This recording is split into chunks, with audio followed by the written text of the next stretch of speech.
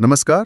पैसा एक ऐसी चीज जिसके बारे में हम शायद रोज सोचते हैं, लेकिन क्या हम वाकई समझते हैं कि अमीर लोग इसके बारे में कैसे सोचते हैं? आज हम इसी सवाल के इर्द गिर्द बुनी गई एक बेहद चर्चित किताब रॉबर्ट कियोसाकी की रिच डैड पुअर डैड पर एक गहरी नजर डालेंगे। जी। हमारे पास इस किताब का एक डिटेल सारांश और रिव्यू है और हमारा मकसद है इसके सबसे जरूरी विचारों को खंगालना। बिल्कुल। तो क्या खास है इस किताब में जो इसने दुनिया भर में इतनी धूम मचाई?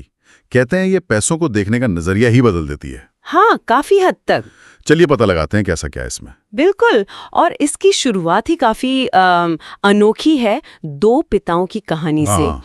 लेखक अपने दो पिताओं के बिल्कुल अलग विपरीत अनुभवों और सोच के बारे में बात करते हैं। एक गरीब पिता जो पारंपरिक रास्ते पर चले, अच्छा। और दूसरे अमीर पिता जिन्होंने लीक से हटकर सोचा और काम किया। यही कॉन्ट्रास्ट, यही विरोधाभास इस किताब की कह सकते हैं नींव है। हाँ, ये दो पिता वाली बात मुझे भी सबसे ज्यादा दिलचस्प लगी थी। क्या मतलब है इसका? एक तरफ पढ़े लिखे मेहनती पिता जो आर्थिक रूप से स्ट्रगल कर रहे हैं जी, और दूसरी तरफ कम पढ़े लिखे पिता जो अमीर हैं। ये थोड़ा समझ नहीं आया, ये कैसे हुआ? हाँ, यही तो कियोसाकी का मुख्य पॉइंट है। उनके गरीब पिता जो असल में उनके बायोलॉजिकल फादर थे, वो हाईली एजुकेटेड थे, पीएचडी थी उनके पास, सरकारी नौकरी में अच्छे पद पे थे। अच्छा, समाज के हिसाब से तो सेटल थे। बिल्कुल, समाज की नजर में एक सुरक्षित और सम्मानित जीवन। लेकिन वो हमेशा पैसों की तंगी से जूझते रहे, सैलरी का इंतजार करते थे, बिल भरने की चिंता रहती थी। दूसरी ओर उनके दोस्त के पिता, जिन्हें वो अमीर पिता कहते हैं, वो औपचारिक रूप से शायद 8वीं पास भी नहीं थे। हाँ, लेकिन उनमें बिजनेस की, निवेश की जबरदस्त प्रैक्टिकल समझ थी। उन्होंने पारंपरिक नौकरी के बजाय अपना रास्ता बनाया, बिजनेस किया, इन्वेस्ट किया और काफी अमीर बने। तो किताब इसी फर्क को दिखाती है। बिल्कुल, किताब इसी अंतर को उजागर करती है कि सिर्फ अच्छी डिग्री और कड़ी मेहनत ही अमीर बनने की गारंटी नहीं है। आपकी सोच, आपका माइंडसेट, वो बहुत मायने रखता है। तो हमारी जो फॉर्मल एजुकेशन है वो हमें पैसा कमाना तो सिखा सकती है, पर पैसे का मैनेजमेंट नहीं। ये सुनकर थोड़ा झटका सा लगता है, क्योंकि हमें तो बचपन से यही सिखाया गया, खूब पढ़ो, अच्छी नौकरी पाओ। सही कहा आपने। और यहीं से किताब का पहला और शायद सबसे महत्वपूर्ण सबक निकल कर आता है। क्या है वो? वो है वित्तीय साक्षरता, फाइनेंशियल लिटरेसी का महत्व, फाइनेंशियल एजुकेशन का महत्व। वित्तीय साक्षरता? हाँ, कियोसाकी का तर्क है कि हमारा जो पारंपरिक स्कूल सिस्टम है वो हमें एक अच्छा एम्प्लॉय बनना सिखाता है, डॉक्टर, लॉयर, इंजीनियर बनना सिखाता है जी। लेकिन ये नहीं सिखाता कि पैसे को कैसे समझा जाए, पैसा काम कैसे करता है, उसे कैसे बढ़ाया जाए, निवेश क्या होता है, एसेट्स और लायबिलिटीज में क्या फर्क है।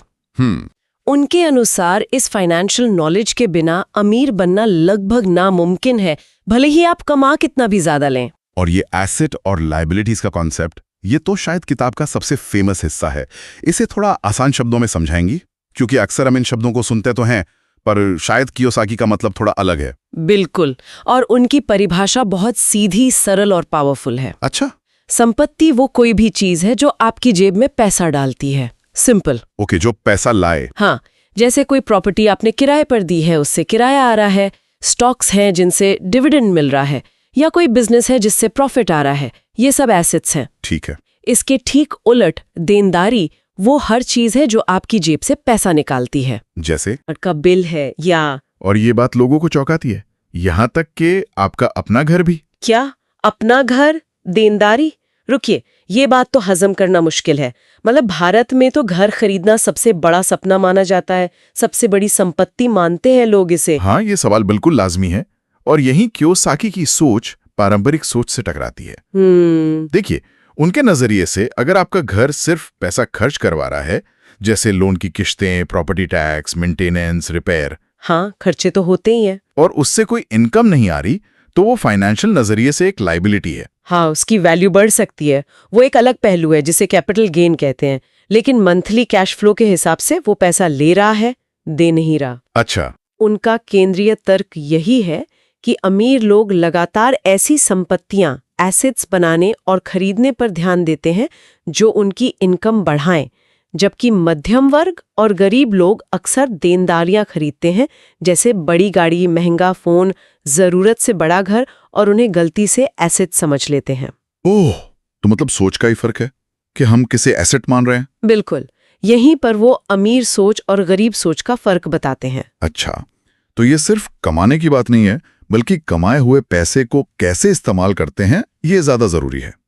तो क्या अगला सबक ये है कि नौकरी करना गलत है या नौकरी नहीं करनी चाहिए? नहीं, गलत नहीं कहा उन्होंने, पर कियोसाकी के अनुसार सिर्फ और सिर्फ नौकरी पर निर्भर रहना काफी रिस्की है। रिस्की क्यों? क्योंकि आपकी इनकम का सोर्स एक ही है और वो आपके कंट्रोल में पूरी तरह नहीं है। जॉब जा सकती है, सैलरी रुक सकती है। तो उनका अगला बड़ा सबक है, पैसे के लिए काम मत करो, बल्कि पैसे को अपने लिए काम पर लगाओ। ये लाइन तो बहुत सुनी है, let's money work for you. हाँ, बिल्कुल। इसका मतलब है कि सिर्फ अपना समय और मेहनत बेचकर, यानी नौकरी करके, एक्टिव इनकम कमाने के बजाय ऐसे सिस्टम या एसेट्स बनाने पर फोकस करना चाहिए जो आपके लिए पैसिव इनकम कमाए। Passive income?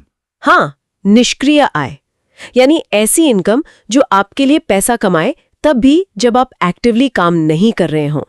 निष्क्रिय आय यानी बिना काम किए पैसा आना? सुनने में तो बहुत ही अच्छा लगता है, पर यह होता कैसे है? क्या इसके लिए बिजनेस ही करना जरूरी है? बिजनेस एक तरीका है, पर अकेला नहीं। पैसिव इनकम कई तरह से आ सकती है। जैसे रियल एस्टेट से किराया आना, स्टॉक मार्केट में इन्वेस्ट किया है तो डिविडेंड या कैपिटल गेन, आपने कोई किताब लिखी है या म्यूजिक बनाया है तो उसकी रॉयल्टी, या कोई ऑनलाइन कोर्स या डिजिटल प्रोडक्ट बना दिया जो बिकता रहे। अच्छा, कई तरीके हैं मतलब। हाँ, कियोसाकी असल में उद्यमी मानसिकता यानी एंटरप्रेन्योरियल माइंडसेट अपनाने पर जोर देते हैं, भले ही आप नौकरी कर रहे हों। उद्यमी मानसिकता मतलब अपॉर्चुनिटीज को देखना, नए आइडियाज सोचना, कैलकुलेटेड रिस्क लेना सीखना और अपनी इनकम के सोर्स बढ़ाने के तरीके खोजना, सिर्फ सैलरी पर डिपेंड न रहना। वो कहते ना कि जो फाइनेंशियल सिक्योरिटी का डर होता है ना कि नौकरी चली गई तो क्या होगा, वही डर हमें अक्सर ऐसे कदम उठाने से रोकता है जो हमें असल में आगे ले जा सकते हैं, ज्यादा सिक्योर बना सकते हैं। किनारे बैठकर सेफ खेलकर वित्तीय स्वतंत्रता हासिल नहीं की जा सकती। ये सब सुनकर लगता है कि अंतिम लक्ष्य सिर्फ पैसा कमाना या अमीर बनना नहीं, बल्कि वित्तीय स्वतंत्रता, फाइनेंशियल फ्रीडम हासिल करना है। क्या किताब इसी की बात करती है? बिल्कुल, फाइनेंशियल फ्रीडम ही असली मंजिल है। और इसका मतलब क्या है? इसका मतलब है उस स्टेज पर पहुंचना जहां आपके एसेट से आने वाली पैसिव इनकम आपके रोजमर्रा के खर्चों को पूरा करने के लिए काफी हो। अच्छा, मतलब काम करने की जरूरत न रहे पैसों के लिए। तब आप काम इसलिए नहीं करते क्योंकि आपको बिल भरने हैं, बल्कि इसलिए करते हैं क्योंकि आप वो काम करना पसंद करते हैं या करना चाहते हैं। ये आपको अपने समय और अपनी जिंदगी के फैसलों की आजादी देता है। वाह! और कियोसाकी के अनुसार ये लक्ष्य पैसिव इनकम के जरिए ही हासिल किया जा सकता है, न कि सिर्फ ज्यादा सैलरी वाली नौकरी से। ये विचार वाकई सोचने पर मजबूर करते हैं और जो पारंपरिक धारणाएं हैं उनको काफी हद तक चैलेंज करते हैं। हाँ, बिल्कुल। लेकिन क्या ये किताब सिर्फ अच्छी बातें ही करती है या इसकी कुछ आलोचनाएं भी हुई हैं? हमारी समीक्षा इस बारे में क्या कहती है? पहले पॉजिटिव्स की बात कर लेते हैं। हाँ, रिव्यू में इसके कई मजबूत पक्ष बताए गए हैं।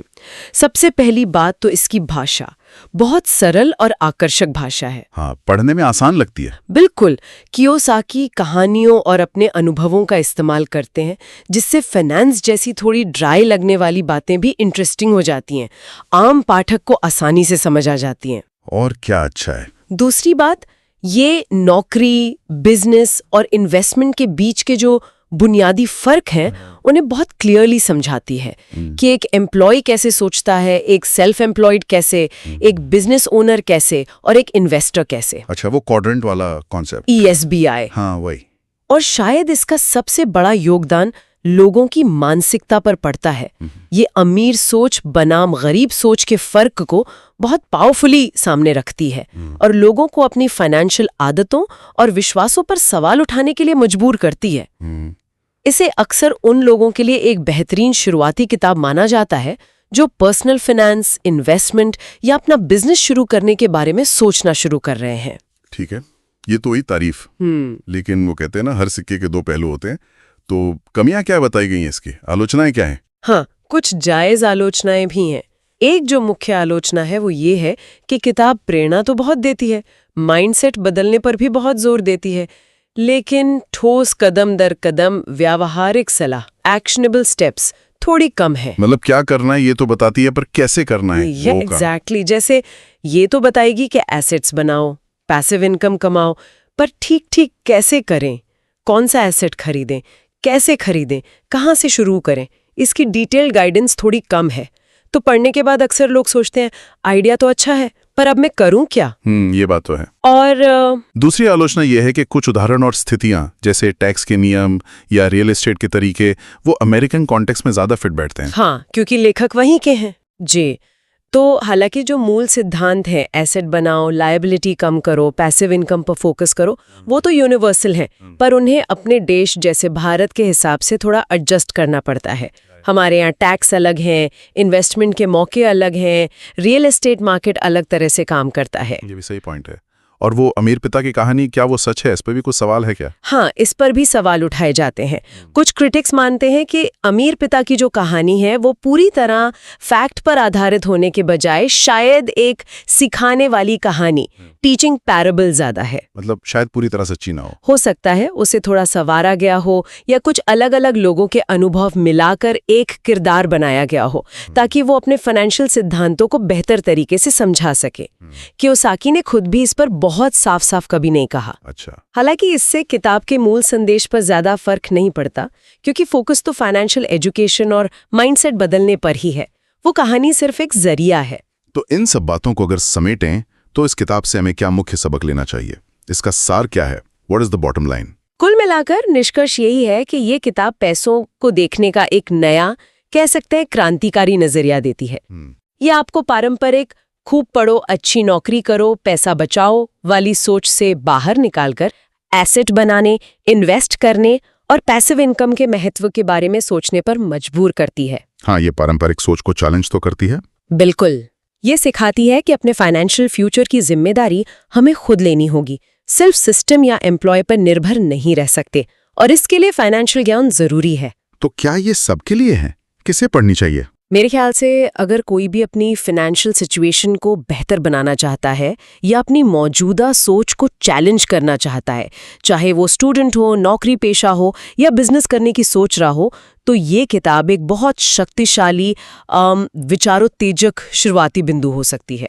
ये असल में पैसे के साथ हमारे रिश्ते पर ही सवाल उठाती है। वाकई रॉबर्ट कियोसाकी की रिच डैड पुअर डैड पर यह चर्चा काफी आंखें खोलने वाली रही।